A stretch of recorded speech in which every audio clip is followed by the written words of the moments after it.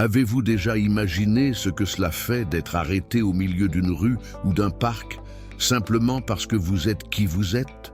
Le sentiment de voir sa dignité remise en question, sans aucune raison, est quelque chose qui ne s'oublie pas facilement. Je vais vous raconter une histoire que vous n'avez peut-être jamais entendue auparavant, mais qui est plus courante que nous ne voudrions le croire.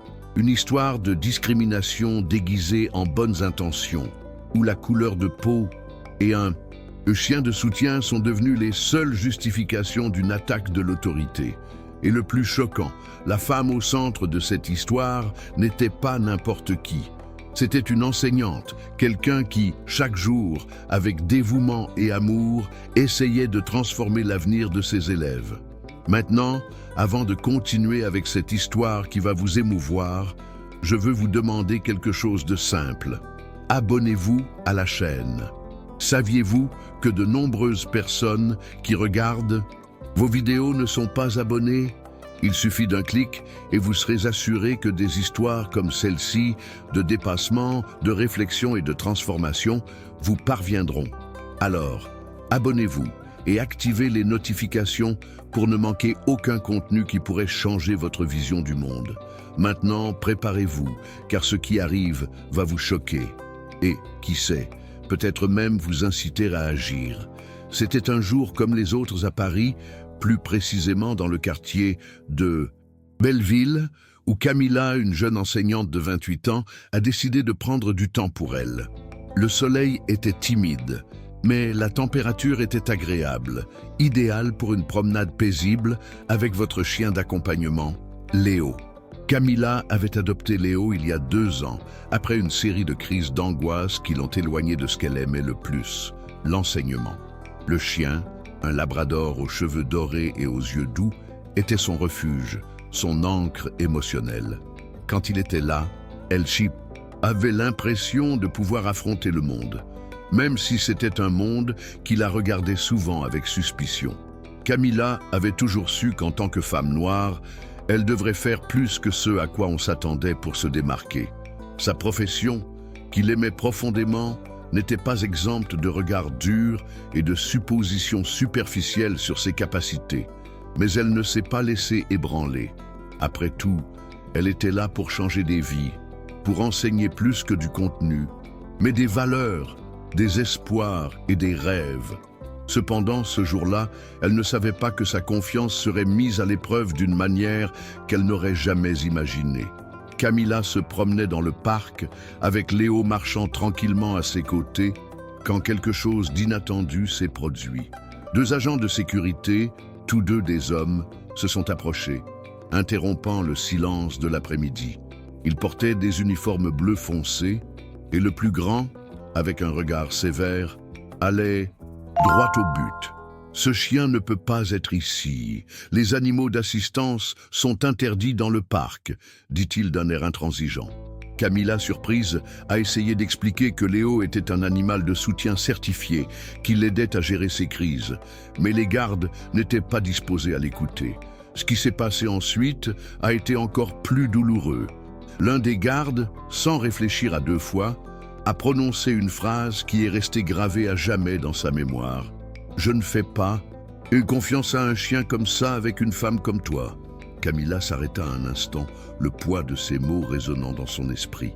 Elle sentit un nœud dans sa poitrine, quelque chose entre l'indignation et la douleur profonde. Comment quelqu'un peut-il être aussi insensible?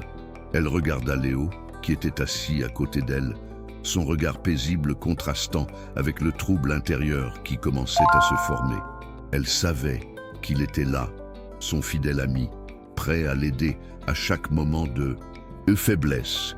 Mais ce moment ne semblait pas avoir de faiblesse. C'était la première fois depuis longtemps qu'elle ressentait le besoin de faire ses preuves d'une manière aussi brutale. Et tout cela, juste parce qu'elle était qui elle était. Les gardes ont continué à poser des questions sur un ton dédaigneux, ignorant les documents que Camilla essayait de montrer. Chaque mot, chaque geste semblait être une nouvelle tentative d'invalider sa présence là, comme si elle n'avait pas le droit d'être en paix, de simplement profiter de la journée comme tout le monde.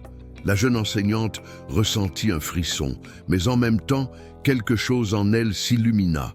Elle ne pouvait pas, ne voulait pas se laisser ébranler. Léo remarqua la tension dans son corps et s'approcha comme pour dire « Ne t'inquiète pas, je suis là ». D'un geste ferme, Camilla posa sa main sur le cou de Léo, une touche de confiance pour tous les deux. Le silence qui suivit sembla assourdissant. Camilla sentit ses mains moites, mais elle n'éleva pas la voix. Elle savait que si elle perdait son sang-froid, elle perdrait également la chance de résoudre la situation avec dignité. Le garde, avec son regard critique, ne semblait pas comprendre la nécessité du chien de soutien. « Tu crois vraiment qu'un animal peut t'aider ? Il n'est pas plus une distraction qu'une aide, » dit le garde avec un sourire cynique, comme s'il détenait la vérité. Mais Camilla ne voulait pas se disputer avec lui. Elle le regarda simplement, prit une profonde inspiration et dit « Léo n'est pas seulement un animal, il fait partie de moi. » Ces paroles étaient prononcées avec fermeté, mais sans agressivité. Elle savait que la réponse était en elle, pas dans des cris ou des explications sans fin. Le regard du garde semblait défier Camilla, comme s'il cherchait une autre occasion de contester ses paroles. Mais quelque chose dans son ton, quelque chose dans le calme avec lequel elle répondait, le fit hésiter. Les deux gardes échangèrent un rapide regard, se demandant peut-être si cela valait la peine de poursuivre cette discussion. Camilla, sentant le poids du moment, fit un pas en arrière et prit une profonde inspiration. Elle savait qu'il n'y avait plus rien à dire. Son droit était clair, et elle ne devait pas se justifier plus que nécessaire. Au fond d'elle-même, elle savait aussi que la bataille ne serait pas gagnée là, dans ce parc. C'était une guerre invisible à laquelle elle allait faire face chaque jour. Mais à ce moment-là, le plus important était de garder le contrôle, de maintenir sa paix intérieure, qui, peu importe à quel point ils essayaient de la lui enlever, était ferme en elle. Pendant ce temps, Léo restait calme, comme toujours. Il ne comprenait pas la nature du conflit, mais il sentait la tension chez sa propriétaire et l'observait attentivement. Le chien était son soutien, son réconfort, sa raison de continuer. C'était une relation simple, mais pleine de confiance. Et même dans ce moment inconfortable, Camilla savait que Léo était là pour lui rappeler quelque chose de crucial. Elle avait le pouvoir de contrôler sa réaction, de ne pas permettre aux autres de définir sa réalité. Elle avait juste besoin de se faire confiance. Après quelques minutes qui semblèrent une éternité, les gardes s'éloignèrent, murmurant toujours entre eux, mais sans autre confrontation. Camilla se tenait là, seule, avec son chien, sentant sa colère et sa tristesse se dissiper lentement, mais incapable de se débarrasser d'un sentiment amer d'injustice. Ce n'était pas seulement le regard critique, ni le ton arrogant. Le plus douloureux était le sentiment d'être traitée comme une inférieure, comme si, parce qu'elle était une femme noire, avec un chien de soutien, elle était une menace, une anomalie dans un monde qui ne voulait pas être défié. Cette expérience, comme beaucoup d'autres qu'elle avait déjà vécues, n'avait rien de nouveau.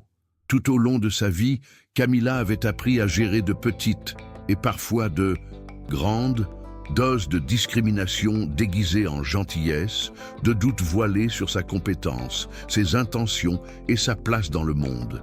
Mais ce jour-là, le poids était plus lourd. Elle savait que le monde ne la verrait pas toujours pour ses compétences en tant qu'enseignante, mais pour la couleur de sa peau. Et cela fait plus mal que n'importe quel mot de mépris. Camilla commença à retourner chez elle, toujours avec un regard distant, mais maintenant plus pensive que jamais. Le ciel était déjà teinté d'orange. Les rues de Paris commençaient à se remplir de ces douces lumières de fin d'après-midi. Le poids sur sa poitrine ne disparut pas, mais tandis qu'elle marchait, elle se souvint de quelque chose de fondamental. Peu importe combien de fois le monde la défiait, elle aurait toujours le choix de répondre avec dignité. Léo marchait à ses côtés, comme toujours, d'un pas ferme, comme s'il savait exactement ce dont son maître avait besoin. Ils formaient une équipe, un partenaire qui se comprenait sans mots. Sur le chemin du retour, Camilla ne pensait plus à ces paroles cruelles des gardes, mais réfléchissait à toutes les fois où elle-même avait douté de sa valeur.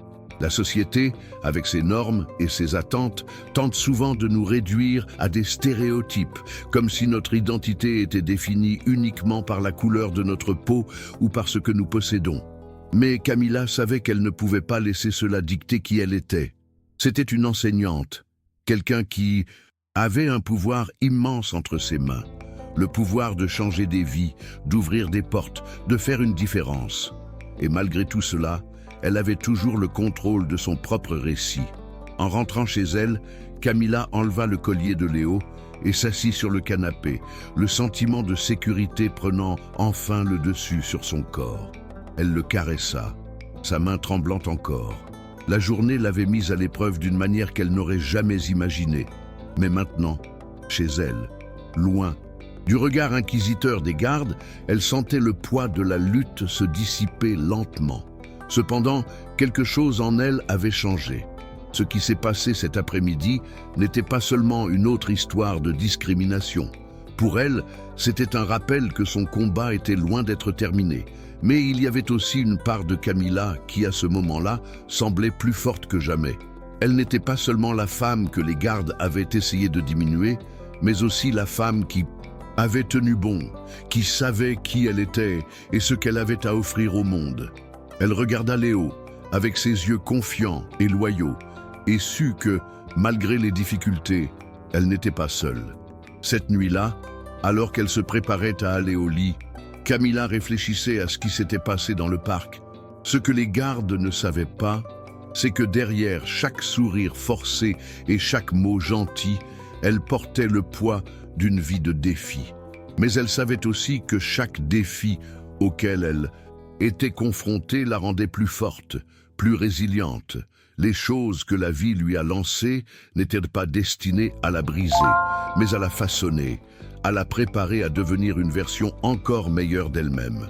Même lorsque la société a essayé de la discréditer, elle avait quelque chose qu'elle ne pouvait pas lui enlever, sa capacité à se réinventer. Camilla ferma les yeux et pensa à tous les moments de sa vie où elle avait l'impression que le monde n'était pas de son côté. Elle se souvenait comment, dans son enfance, les mots cruels étaient devenus partie intégrante du paysage quotidien, comme s'il était inévitable d'être invisible, d'être réduit à des stéréotypes. Mais maintenant, plus que jamais, elle comprenait que ce n'était pas le monde qui décidait de son destin, mais elle-même. C'était son choix de se laisser affecter ou d'avancer en tirant les leçons de chaque échec. Les jours suivants, Camilla est retournée au parc avec Léo, sans crainte d'être à nouveau confrontée. Elle savait que sa présence était précieuse et qu'elle n'avait rien à prouver à personne. Les mots des gardes résonnaient dans son esprit, mais maintenant, il n'avait plus le pouvoir de la secouer comme avant. Elle se sentait différente, plus forte, plus consciente de qui elle était vraiment. En passant par les mêmes lieux où l'incident s'était produit, elle ne ressentait ni colère ni révolte, mais une certitude tranquille que la vie, aussi difficile soit-elle, lui réservait. Quelque chose d'encore plus grand, quelque chose qui ne dépendait pas de l'opinion des autres. Le parc, qui ressemblait autrefois à un champ de bataille, apparaît désormais comme un symbole de leur résilience. Marcher là-bas avec Léo est devenu un rituel de dépassement, où chaque pas lui rappelait le chemin parcouru et tout ce qu'elle pouvait encore accomplir. Et tandis qu'elle regardait Léo, elle savait que même lorsque le monde était cruel, elle aurait toujours cet ami fidèle, qui l'aimait, inconditionnellement, sans jugement, sans réserve. Au fil des semaines, Camilla a commencé à réaliser que l'incident du parc, bien que douloureux, était devenu un tournant. Elle n'avait pas perdu son sang-froid par accident. Elle avait trouvé en elle quelque chose qu'elle ne savait pas posséder, la capacité de transformer la souffrance en force. La discrimination et les préjugés auxquels elle avait été confrontée ne l'avaient pas vaincue. Au contraire, elle voyait désormais les situations difficiles sous un angle nouveau. Chaque regard critique, chaque mot déplacé était comme des tests, non pas de sa valeur, mais de sa capacité à persévérer, à rester authentique et fidèle à qui elle était, quelles que soient les opinions des autres. Elle a partagé cette histoire avec des amis proches, et leurs réactions l'ont surprise. Ils ne l'ont pas traitée comme une victime, mais comme une femme forte qui, même face à l'adversité, est restée debout.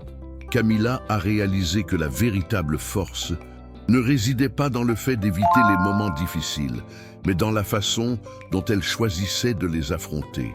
C'est ce qui a fait d'elle une véritable leader, une femme capable d'inspirer les autres à être plus courageux dans leur propre bataille, même lorsque le monde semblait vouloir leur retirer leur voix. Un matin, Camilla a reçu un message d'un de ses élèves, un garçon de 17 ans, dont elle avait remarqué qu'il était toujours silencieux, avec un regard distant dans les yeux. Il lui écrit « Professeur, je vois à quel point vous êtes forte, et je ne savais pas que vous pouviez apprendre autant de quelqu'un, non seulement à l'école, mais aussi dans la vie. » Ce simple message a réchauffé le cœur de Camilla. Elle savait que son histoire, son combat, ne concernait pas seulement elle-même, c'était pour tous ceux qui l'entouraient, en particulier pour ceux qui, comme elle un jour, avaient besoin de quelqu'un pour regarder et voir que, oui, il est possible de surmonter.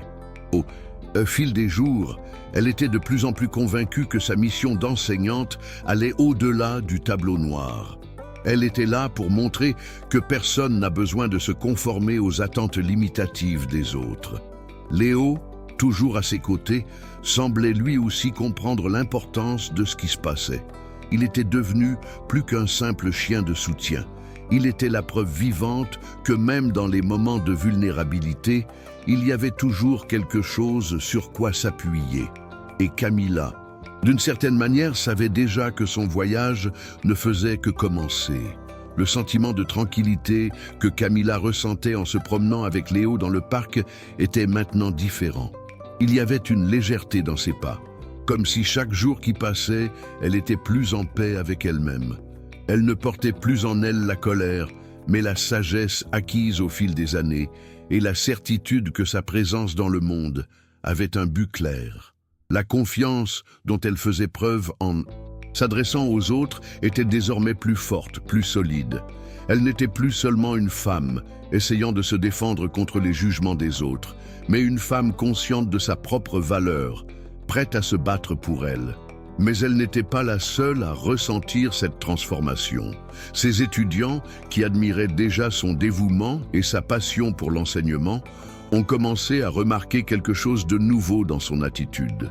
Ils ont compris qu'elle n'était pas seulement une enseignante qui transmettait des connaissances. C'était une femme de courage, de résilience, quelqu'un qui savait faire face aux adversités de la vie. Camilla n'a pas parlé de l'incident dans le parc, mais ses actions ont parlé pour elle. Elle n'était plus la victime silencieuse, mais l'héroïne de sa propre histoire, et c'était quelque chose que ses élèves pouvaient clairement voir. Ils ont commencé à la regarder d'une manière différente, comme quelqu'un qui non seulement enseignait, mais qui montrait également l'exemple. Il y a eu un moment, des mois plus tard, où Camilla s'est souvenue avec tendresse de la promenade qu'elle et Léo avaient faite ce jour fatidique. Elle se retrouva dans le même parc, mais cette fois, la sensation était différente. Il y avait quelque chose de plus léger dans l'air, une sorte de paix qu'elle n'aurait jamais cru pouvoir atteindre après cette expérience. Elle n'en voulait plus aux gardes.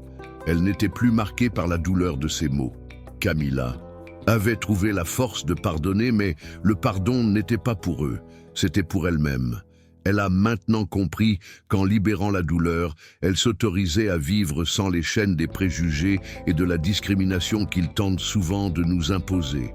Elle s'agenouilla à côté de Léo, lui caressant la tête avec un sourire. « Nous avons déjà vécu ça ensemble, n'est-ce pas ?» Elle lui chuchota avec gratitude dans son cœur. La promenade était devenue plus qu'une simple promenade dans le quartier. C'était un rituel de force, d'affirmation. Camilla savait que peu importe les défis de la vie, elle était plus que prête à les affronter. Et à ses côtés, elle aurait toujours Léo, l'ami qui ne l'abandonnerait jamais. Au fil du temps, l'histoire de Camilla dans le parc est devenue quelque chose qu'elle a partagé avec d'autres femmes de sa communauté, en particulier celles qui, comme elle, avaient également été confrontées au poids de la discrimination de différentes manières. Ils se réunissaient dans des cafés ou des parcs, partageaient leurs expériences et cherchaient des moyens de se soutenir mutuellement. Camilla a senti que sa mission d'éducatrice s'était étendue au-delà de la salle de classe. Elle était désormais une fervente défenseur des droits des femmes noires, utilisant sa propre expérience pour inspirer et responsabiliser d'autres personnes qui se sentaient impuissantes face aux difficultés de la vie.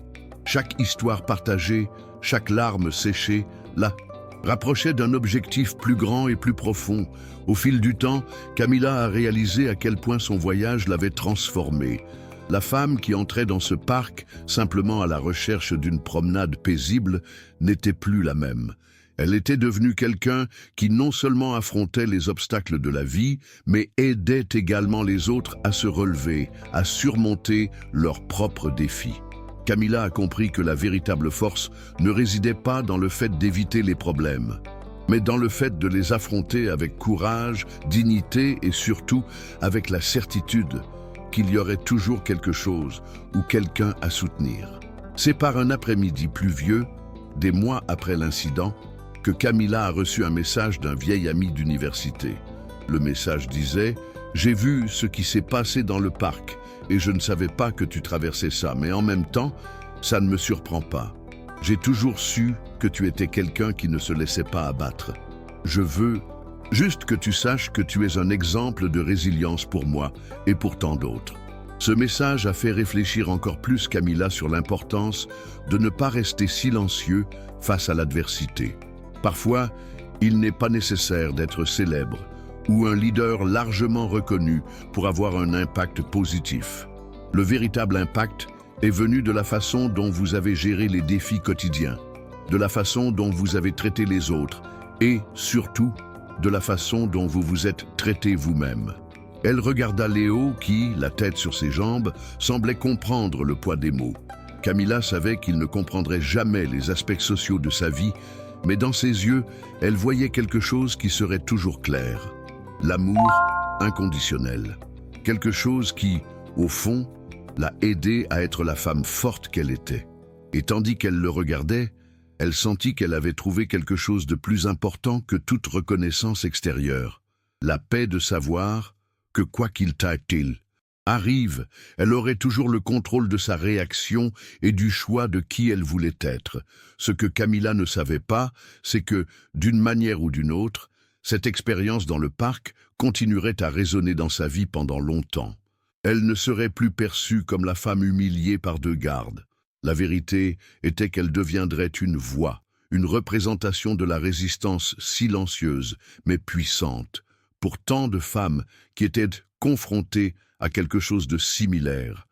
Chaque jour, l'impact n'est pas venu d'un acte héroïque en soi, mais de la façon dont elle a affronté le défi avec dignité, ce qui a fait d'elle une source d'inspiration pour les autres autour d'elle.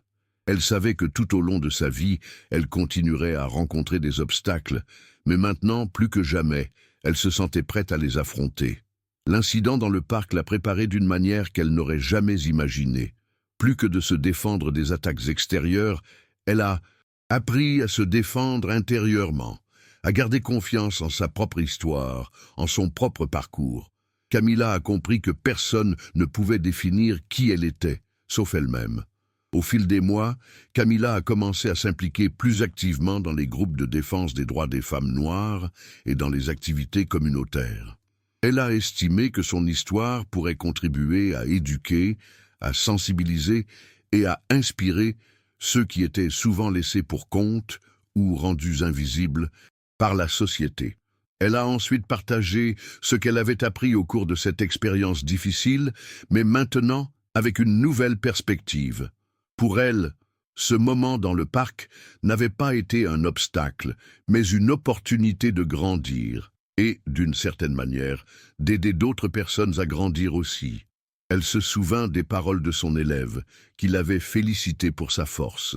Cela l'a profondément touchée, car il ne s'agissait pas seulement de mots, mais de l'impact réel qu'elle avait sur la vie de ceux qui l'entouraient. Camilla a compris que le but de sa vie, de sa profession, n'était pas seulement de transmettre des connaissances académiques, mais aussi d'aider ses étudiants et la communauté à devenir de meilleures versions d'eux-mêmes, avec conscience, dignité et respect mutuel. Elle savait que la plus grande leçon qu'elle pouvait enseigner était précisément celle-ci. La force que chaque personne possède pour se lever, pour avancer, pour être le changement qu'elle veut voir dans le monde. Camilla n'a plus jamais été la même. Sa vision du monde, d'elle-même et des autres, avait été profondément transformée. Elle avait appris douloureusement que les préjugés existent, mais aussi que la façon dont nous y réagissons est ce qui définit vraiment qui nous sommes. Au fond, elle savait que les gens qui l'attaquaient ne pouvaient pas voir la valeur qu'elle portait, mais cela ne l'empêchait pas d'avancer. Au contraire, cela a renforcé sa détermination à montrer à tous, jour après jour, qui elle était vraiment, et surtout que sa force ne venait pas d'un simple acte de résistance, mais de la façon dont elle se permettait de se réinventer à chaque défi. En classe, Camilla sentait que son travail allait bien au-delà des manuels scolaires. Elle a commencé à parler davantage de résilience, de la façon d'être fort face aux difficultés, de la façon de ne pas laisser les opinions des autres nous définir. Ses élèves la voyaient non seulement comme une enseignante, mais aussi comme un exemple de dépassement de soi et de courage. Elle a parlé de ses expériences, non pas comme de quelque chose de lointain, mais comme de quelque chose de réel, vécu et surmonté. Et ce faisant, elle a enseigné bien plus que n'importe quelle autre matière. Elle a appris à vivre dans la dignité. Un matin d'automne, des mois après l'incident, Camilla s'assit à nouveau sur un banc du parc, mais cette fois-ci, elle était seule, sans Léo à ses côtés. Il était à la maison, en train de se reposer, mais elle voulait ce moment pour elle. Je voulais ressentir le poids de tes choix, de ta transformation. Là, sur ce banc, elle réfléchissait à la façon dont l'incident avait été un tournant, une fine ligne entre la femme qu'elle était avant et la femme qu'elle deviendrait.